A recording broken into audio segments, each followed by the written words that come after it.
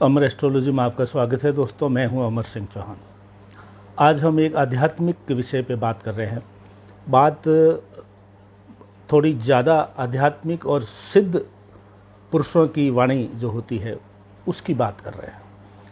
विषय थोड़ा जटिल है, लेकिन आसानी से समझ में आ सके मैं उस भाषा में ये इस विषय को समझने की कोशिश करूँगा। आज के वीडियो का शीर्षक है दोस्तों, शक्तिपात। कुछ सिद्ध महात्मा, कुछ आज के आधुनिक भी संत वो ऐसा प्रचार करते हैं कि किसी को हाथ टच करने से या आशीर्वाद देने से उनकी ऊर्जा उसके अंदर प्रवेश कर जाती है। शक्तिपात मतलब शक्ति उसके अंदर ट्रांसफ़र हो जाती है। ये आज का विषय है, शक्तिपात। और ये जो ऊर्जा ट्रांसफ़र करने की जो बात है, ये संभव था पुराने ज़माने में जब लोगों को सिद्धियाँ प्राप्त थी, या जो सिद्ध पुरुष होते थे जो खुद ऐसी आध्यात्मिक गुणों से और आध्यात्मिक विद्याओं से सरोबार होते थे, फुल वो उनके अंदर इस चीज़ का जो भरा हुआ होता था ज्ञान। ऐसे आदमी ही, सिर्फ ऐसे संत, ऐसे सिद्ध पुरुष ही ये शक्तिपात कर सकते थे, अपने ऊर्जा किसी में ट्रांसफ़र कर सकते थे। आध्यात्मिक शक्ति से प्राप्त व्यक्ति अगर किसी को छूता है, आशीर्वाद देता है, या हम उनके चरण छूते हैं, तो जो इस ऊर्जा से वंचित व्यक्ति है उसके अंदर ऊर्जा ट्रांसफ़र हो सकती है। जैसे एक भरे हुए बर्तन में से छोटे बर्तन में पानी जा सकता है, तो जहाँ पे खाली है, विपन्नता है, कमी है, उसके अंदर जो सिद्ध पुरुष है अपनी ऊर्जा ट्रांसफ़र कर सकता है। इस तरीके से वो ये करते हैं। अपनी ऊर्जा आपके शिष्यों में भी ट्रांसफ़र कर सकते हैं। गुरु भी अपनी ऊर्जा को अपने शिष्यों में ट्रांसफ़र कर सकता है।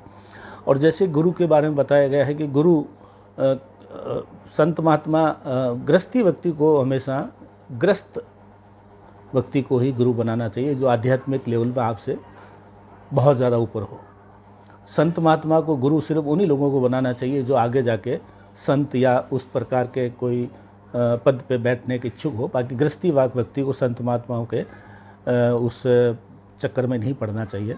विद्वान पुरुष ढूंढें अपने परिवार में, अपने सर्किल जो है, सामाजिक सर्किल में आप देखें कि कोई व्यक्ति बहुत ही विद्वान है और उसमें संत और आध्यात्मिकता के सभी गुण मौजूद हैं, उससे भी आप शक्तिपात की, बशर्ते कि वो इस प्रकार की वांछित योग्यता रखता हो और शिष्य बनने के लिए आपके पास भी वांछित योग्यता हो।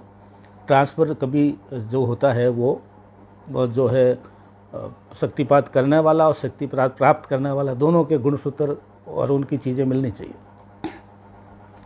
वो शक्तिपात के माध्यम से क्या करता है कि आपकी जो कुंडली है, 7 चक्र है शरीर के अंदर, उसको जागृत करता है। और जागृत पूरा नहीं करता, वो स्फुरण करता है। सिर्फ एक अंकुर पैदा कर सकता है। जो आपको वो छुएगा, शक्तिपात करेगा, तो उसके अंदर से कुछ ऊर्जा ट्रांसफ़र होकर आपके अंदर आएगी, जिससे आपकी सोई हुई शक्तियों के अंदर एक हल्की सी चिंगारी या हल्की सी लो जागृत हो जाएगी। फिर आपको ये उसके भरोसे न रहें, स्फुरण हो जाता है, लेकिन उसके बाद में उसको बनाए रखने की जिम्मेवारी आपकी खुद की है। आपको किसी संत महात्मा ने, सिद्ध पुरुष ने, या किसी आध्यात्मिक महापुरुष ने आपको शक्तिपात के द्वारा आपको अगर मान लीजिए ऊर्जा ट्रांसफ़र की है, तो वो एक चिंगारी है, वो बुझ सकती है अगर आप उसको फूंक लगा के उसको जागृत अवस्था में नहीं रखेंगे, उसको और डेवलप नहीं करेंगे, तो वो समाप्त हो जाएगी। तो उसको चालू रखने का, उसको डेवलप करने का, उसको विद्यमान रखने की ड्यूटी आपकी है। अगर आपने उसने शक्ति ट्रांसफ़र की है तो इसका मतलब ये नहीं है कि अब आप शक्तिशाली हो गए या आप खुद इस प्रकार के विद्वान पुरुष, ऐसा कोई चीज़ नहीं है। डाटा ट्रांसफ़र करने वाला सिस्टम नहीं है। सिर्फ एक ऊर्जा का एक बीज आपके अंदर डाला जा सकता है। वास्तविक रूप से ऊर्जा स्थायी रूप से रखने की जिम्मेवारी हमारी खुद की है। और अब इसको दूसरे भाषा में अगर समझें तो जैसे कि एक बीमार आदमी हॉस्पिटल में, अस्पताल में भर्ती है, उसको खून की कमी है, तो उससे मिलते जुलते ए बी सी जो भी खून के जो ग्रुप होते हैं, ए ग्रुप, बी ग्रुप, उसी का ही खून चढ़ सकता है। और उसके बाद में खून में चढ़ गया, एक दफ़े वो स्वस्थ हो जाएगा। लेकिन आगे जीवन में उसकी शरीर में खून बनता रहे, उसके लिए जो भी सप्लीमेंट है, जो भी दवाएं हैं, जो भी जो है उसके लिए भोजन में जो भी डॉक्टर या वैद्य जो आपको कहता है कि आपको ये खाना है, तो आगे खून बनाने की जिम्मेवारी आपकी खुद की है। एक दफ़ा आपकी जान बच सकती है, क्योंकि आपको 1 यूनिट 2 यूनिट जो भी ब्लड मिला है उससे आपका जीवन एक दफ़े, तो वो एक चिंगारी मिल गई, उससे आपकी ज़िंदगी में अपना आप खून नहीं बनेगा, उसके बाद में आपके शरीर को खून बनाना पड़ेगा।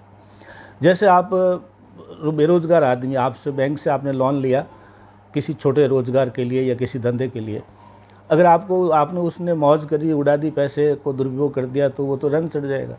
बैंक से लोन लिया है वो आपको एक शुरू में पुश देने के लिए है कि उस पैसे से आप कुछ व्यापार खड़ा करो, फिर कमाओ, बैंक का भी रीपे करो और आप आगे से आगे अपने धन की वृद्धि करते रहो। वो बैंक से लोन मिला है वो कोई आपका नहीं है, वो आपको, जैसे कि शक्तिपात से ऊर्जा ट्रांसफ़र करते हैं तो उस ऊर्जा को बनाए रखने की ड्यूटी और ऊर्जा को बढ़ाने की ड्यूटी आपकी खुद की है। तो शक्तिपात, हालांकि इस ज़माने में कुछ संत लोग, कुछ आध्यात्मिक आदमी लोग इसका दावा करते हैं कि हम शक्तिपात करते हैं, कहीं पे सम्मेलन करते हैं, सत्संग, बड़े बड़े सत्संग लगाते हैं और सत्संगों में ऐसे ही शक्तिपात करते हैं, ये सब झूठे लोग हैं। ऐसा कोई ट्रांसफ़र नहीं कर सकता। शिष्य और गुरु का बहुत ज़्यादा आत्मिक रिश्ता हो तो गुरु को लगता है कि ये काबिल शिष्य है, शिष्य को भी ऐसे गुरु के पास जाना पड़ेगा जो वाकई में गुरु है। छल कपटी और जो है आज की तारीख में गलत किस्म के लोग बहुत ज़्यादा है, तो ऐसे किसी चक्कर में ना पड़ें। वास्तव में कोई गुरु मिले तो आपको फिर उसके अंदर जो चीज़ें हैं वो जो ट्रांसफ़र हो कर सकता है, और उसके बाद में बनाए रखने की ड्यूटी आपकी, कैसे बनाए रखना है वो भी आपको इस प्रकार की ज्ञान दे सकता है। तो ये कुंडली जागरण के साथ चक्र है, उससे संबंधित ही ये विषय है। अभी काफ़ी दिनों से मैं कई बार देखता हूँ कुछ ऐसे लोग आते हैं, शक्तिपात के कैंप लगते हैं, वहाँ पे लोग जाते हैं, शक्तिपात करवाते हैं, ये करवाते हैं, फिर कहते हैं हमारा तो शक्तिपात फलान जी गुरु साहब ने किया, संत। ऐसा कुछ हो नहीं सकता। बहुत गहन विषय है, बहुत ही डीप सब्जेक्ट है ये, और आसान नहीं है, दुर्लभ है। शक्तिपात करने वाले भी दुर्लभ है, जिनके अंदर शक्ति आ सकती है, दोनों ही दुर्लभ है आज की तारीख में, बहुत मुश्किल से हो सकता है।